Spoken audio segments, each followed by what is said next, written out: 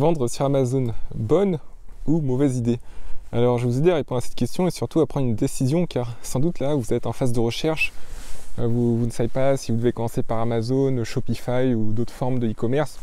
Alors peut-être que vous avez commencé à vendre sur Amazon déjà, mais vous posez des questions et vous vous demandez si vous êtes sur la bonne voie. Alors rassurez-vous, je vais vous aider à répondre parce que moi-même, j'ai fait des ventes sur Amazon dans le passé. J'ai même fait pas mal de ventes sur cette plateforme et actuellement je suis vendeur sur eBay. Donc je vais vous expliquer les raisons aussi pourquoi je vends sur eBay plutôt que sur Amazon. Restez bien jusqu'au bout de la vidéo.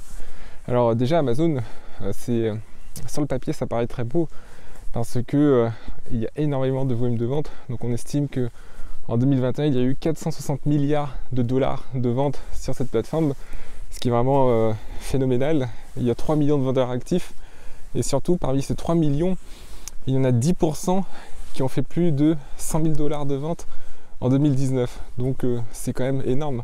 Sur 3 millions de vendeurs, il y en a 280 000 qui ont fait plus de 100 000 dollars de vente sur l'année, donc c'est déjà un nombre assez important. Donc ça illustre en fait le potentiel énorme d'Amazon. Mais attendez un instant, parce que Amazon, certes c'est beau sur le papier, mais il y a aussi des conditions, et des conditions qui peuvent être très dures. Alors ici je vous fais cette petite vidéo depuis la Norvège. Je suis dans une petite ville à 100 km d'Oslo, la capitale, et apparemment cette ville, ça serait la ville la plus ancienne de Norvège. Enfin, ça aurait été la première ville fondée par les Vikings, donc il y a plus de 1000 ans. Donc voilà, c'est une petite anecdote. Alors il y a une chose qui est bien sur Amazon, c'est que c'est très facile de se lancer dessus. Vous êtes sur le site, vous pouvez vous inscrire, en quelques clics c'est bon. Et puis aussi vous pouvez déléguer votre marchandise. Donc Amazon, avec le système de FBA, ils peuvent prendre en charge vos colis. Donc du coup ça peut vous permettre de voyager dans le monde et de pas ou alors d'habiter quelque part sans avoir du stock chez vous, et comme ça Amazon s'occupe de vos commandes et de vos colis. Donc ça c'est vraiment génial. Et en plus vous pouvez vendre dans plusieurs pays aussi, en Allemagne, en France, en Italie, en Espagne, parce que vous avez le système des marketplaces européennes, et aussi vous pouvez même vendre aux États-Unis et au Canada, car vous avez accès en tant qu'entreprise européenne. Vous pouvez quand même vendre aussi sur les sites Amazon américains, canadiens et mexicains aussi. Bon, ça ce sont les bonnes choses. Après aussi il faut noter les côtés plus sombres d'Amazon. C'est que déjà ils peuvent bloquer n'importe quel vendeur du jour au lendemain comme ça. Regardez ce capteur d'écran, ici vous avez comme ça des propriétaires de PME qui ont tout perdu. Donc ce qu'il faut savoir, c'est qu'Amazon a la gâchette facile. Même si vous faites des millions d'euros de vente, Amazon peut bloquer du jour au lendemain. Donc ça, ce qu'il faut savoir, c'est que c'est de l'argent qui peut venir rapidement, mais c'est aussi de l'argent qui peut s'interrompre du jour au lendemain. Ensuite, Amazon, c'est pas mal de frais quand même. Ils prennent environ 15% de commission, donc il faut quand même calculer vos ventes afin de pouvoir absorber cette commission. Et si vous passez par FBA aussi, il y a bien sûr les frais de traitement, les frais de stockage et les frais d'envoi. Donc ça peut être une part non négligeable. Et ensuite sur Amazon, il y a aussi la concurrence très forte chinoise. On estime que 42% des vendeurs tiers sur Marketplace sont chinois. Donc en fait, ils poussent les prix vers le bas. Surtout, le système d'Amazon est fait pour que les prix soient tirés vers le bas, parce que vous avez une annonce comme ça et chaque vendeur se bat pour le panier d'achat. Et ça, il faut en être conscient. Donc c'est très difficile de se battre sur le prix. Déjà parce que le système fait qu'il y a une compétition des acheteurs, enfin des vendeurs plutôt, autour du panier d'achat. Et puis il y a 42% de vendeurs chinois aussi qui peuvent vendre des produits à très très bas prix. Et donc pour se distinguer, en fait, il faut peut-être créer sa marque. Même si vous créez votre marque, il faut savoir que une marque, c'est juste un produit générique, souvent un produit générique qu'on trouve en Chine ou ailleurs, et sur lequel vous posez votre marque, votre nom. Donc ça ne suffit pas forcément pour être compétitif. Donc ça, ce sont les côtés, on va dire, d'Amazon qu'il faut connaître. Le fait qu'ils peuvent bannir facilement, et le fait aussi qu'il y a une concurrence effrénée sur le site. Donc même si on peut faire un gros volume de vente, il faut regarder la marge derrière, parce que faire 1 million d'euros de vente, ça veut rien dire. Si on fait que 10 000 euros de profit net, franchement ça vaut pas trop le coup. Donc faut regarder combien on fait de profit derrière ces millions. Donc à mon avis, Amazon, vous pouvez vous lancer dessus, mais il y a même beaucoup d'argent à se faire. Mais par contre, il faut quand même avoir une certaine expérience de vente.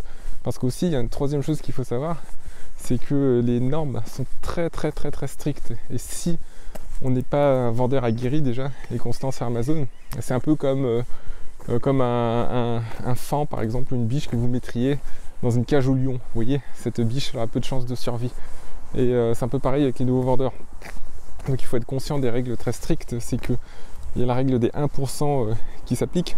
1%, c'est-à-dire qu'il faut avoir 1% de défaut maximum par rapport au nombre total de commandes. Donc si vous avez 100 commandes, vous n'avez pas le droit d'avoir plus d'une seule commande avec un défaut, c'est-à-dire un avis négatif d'un client ou alors une demande de remboursement. Donc c'est très très difficile à tenir aussi.